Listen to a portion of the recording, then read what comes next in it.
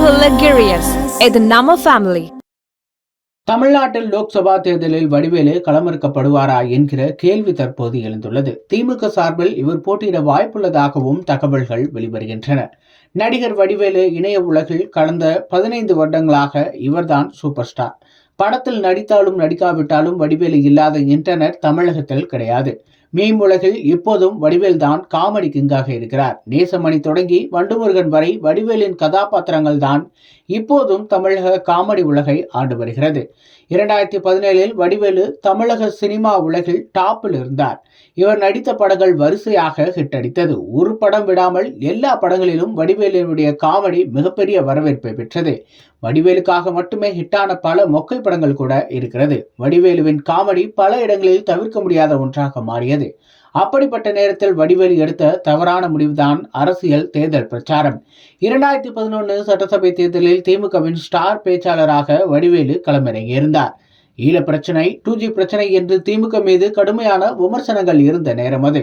அதிமுக தேமுதிக எதிர்த்தரப்பில் வலிமையான கூட்டணியும் அமைத்திருந்தது.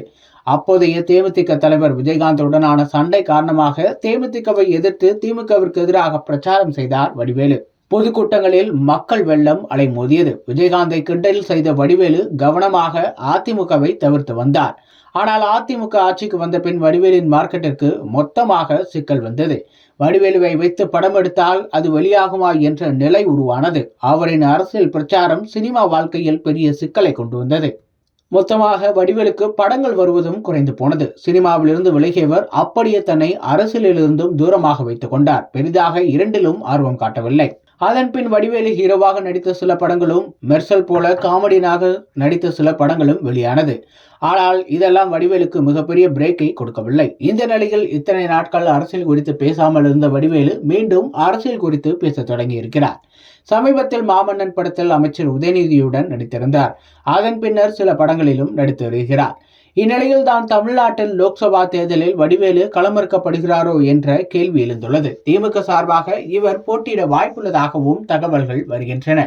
MP தேர்தலில் நிற்பதற்கான முயற்சிகளில் அவர் ஈடுபட்டு வருவதாக தகவல்கள் வருகின்றன.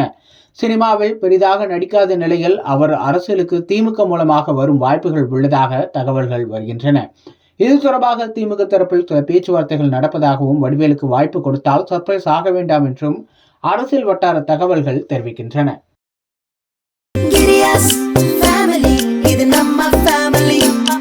அன்புள்ள கிரியஸ், இது நம்ம ஃபேமிலி.